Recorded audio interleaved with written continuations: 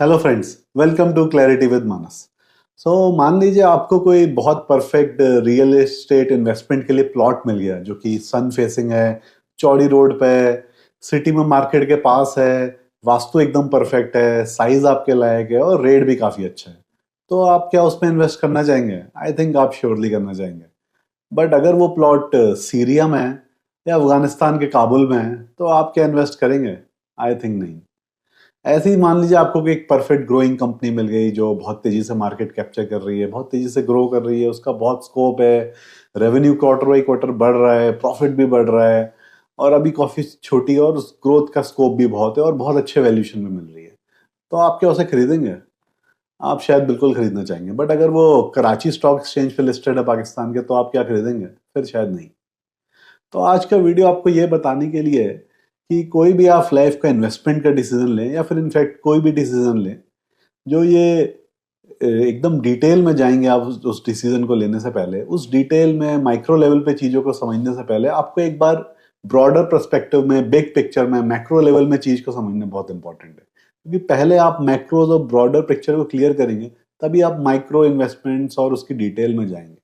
Point यहाँ पे कहने का मतलब यह है कि कोई भी रियल स्टेट के कितने भी फैक्टर्स लगा के कोई जगह कितनी भी अच्छी हो, बट अगर वो कंट्री ही खराब है तो आप उसमें इन्वेस्ट नहीं करेंगे। ऐसे ही अगर वो कंपनी जिसमें स्टॉक एक्सचेंज में इन्वेस्ट करने आते हैं वो भी एक ऐसी कंट्री में है जहां बहुत सारी अनसर्टेनिटी है, सिविल वॉर हो रही है, गवर्नमेंट बहुत अनस्टेबल है और कभी भी कुछ प्रोटेस्ट हो सकते हैं, आपका पैसा फंस सकता है, गवर्नमेंट हो सकता है पैसा बाहर ना निकालने लगे, तो ऐसी कंट्री में आप इन्वेस्ट नहीं करेंगे।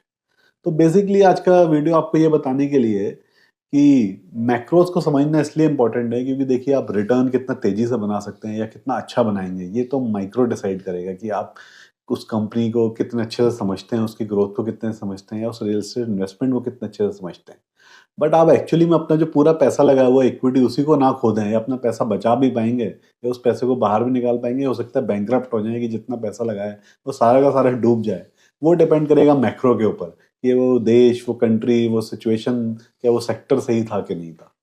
क्योंकि देखिए जैसे बड़े बड़े एफआईआईज भी पैसा लगाते हैं, तो वो सबसे पहले कंट्री डिसाइड करते हैं कि किस ब्रॉड कंट्री में पैसा लगाना है, जहाँ की जीडीपी ग्रो कर रही हो, जहाँ पे यंग पॉपुलेशन हो और कंजम्पशन बढ़ रहा हो। तो इंडिया के उसका बहुत अच्छा एग्जाम्पल है। तो पहले वो कंट्री डिसाइड करते हैं, फिर जाके उस कंट्री में कोई सेक्टर डिसाइड करते हैं कौन सा सेक्टर ग्रो कर रहा है, फिर जाके कोई कंपनी को सर्च करना शुरू करते हैं और फिर जाके कंपनी की balance sheet, profit loss statement, ये सब पढ़ना शुरू करते हैं।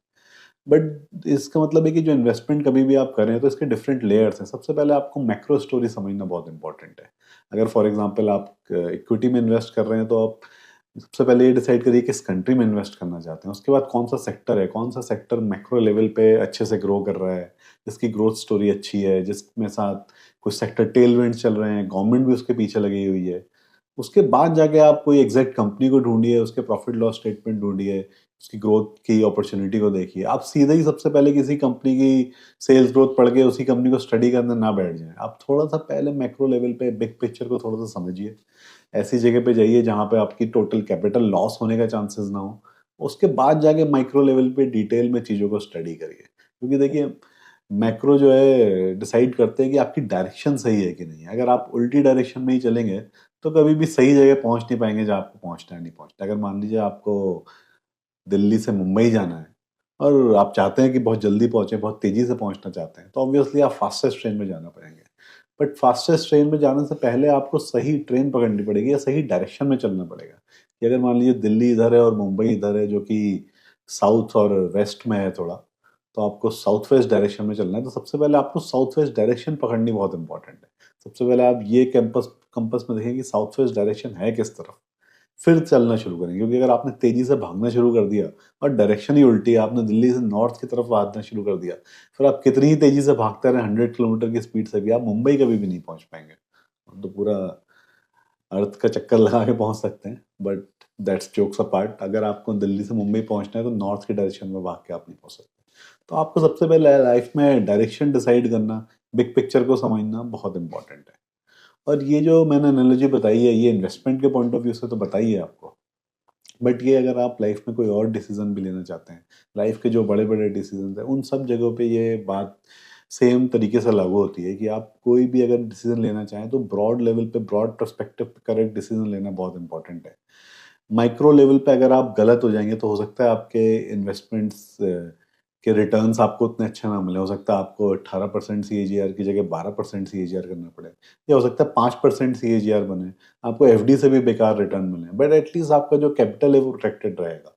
अगर आपने इंडिया के स्टॉक मार्केट में लगाया और किसी ऐसी कंपनी में लगाया जो फ्रॉड नहीं कर रही है, तो भले ही उसमें ग्रोथ ना हो, कुछ आपको अच्छे रिटर्न ना मिले, बट आपका कैपिटल सेफ रहेगा। ऐसे ही अगर आप रियल स्टेट में लगा रहा, आपने ब्रॉडली एक अच्छे शहर में लगा दिया, ठीक ठाक लोकेशन में लगा दिया, बिल्डर अच्छा पकड़ लिया, तो उसके बाद हो सकता है कि वो प्रोजेक्ट बनने में थोड़ी लेट हो जाए, हो सकता है कि वो फ्लैट का लेआउट उतना अच्छा ना हो, आपने कोई फ्लोर अच्छा ना लिया हो, या फिर हो सकता है डेंसिटी उस प्रोजेक्ट की बहुत ज़्यादा हो। बट ये सारी आप छोटी छोटी गलतियां कर सकते हैं, बट उसके बाद भी अगर आपने ब्रॉडली चीज सही पकड़ ली है, सही शहर में, ऑलमोस्ट ठीक लोकेशन और ठीक बिल्डर, तो आपका एटलीस्ट कैपिटल वेस्ट नहीं होने वाला। अगर आप बेचने जाएंगे तो एटलीस्ट फ्लैट आपका बिक जाएगा, या वो प्रॉपर्टी सबसे पहले तो आपको बन के मिल जाएगी अगर आपने बुक करी है। ऐसा नहीं होगा कि आपने किसी गलत शहर में ले ली है, किसी गलत बिल्डर की ले ली, तो आपको कभी मिल ही ना पाए।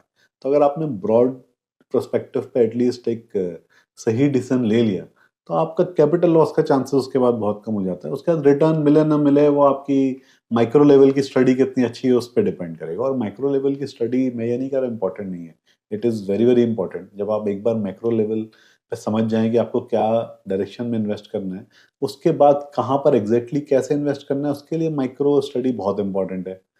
उस कंपनी की स्टडी या उस पर्टिकुलर प्रोजेक्ट की स्टडी, कि कौन सा साइज लेना चाहिए, कौन सा लेआउट लेना चाहिए, कौन सा फ्लोर लेना चाहिए, किस टाइप का आपको नेगोशिएशन करना चाहिए, किस पेमेंट प्लान में लेना चाहिए। ये सारी छोटी छोटी चीज़ें इंपॉर्टेंट हो जाती हैं आपके रिटर्न के लिए, और आपका रिटर्न हो सकता है इसी पे डिपेंड करे। बट उससे पहले जो ब्रॉड पर्सपेक्टिव की डायरेक्शन की मैं बात कर रहा था, वो करेक्ट करना बहुत ज़रूरी है। और जैसे कि मैंने पहले बोला है, ये चीज़ ना सिर्फ इन्वेस्टमेंट्स पे ही सिर्फ लागू नहीं होती। It is not only about your investment और money, it is actually applicable in every aspect of life.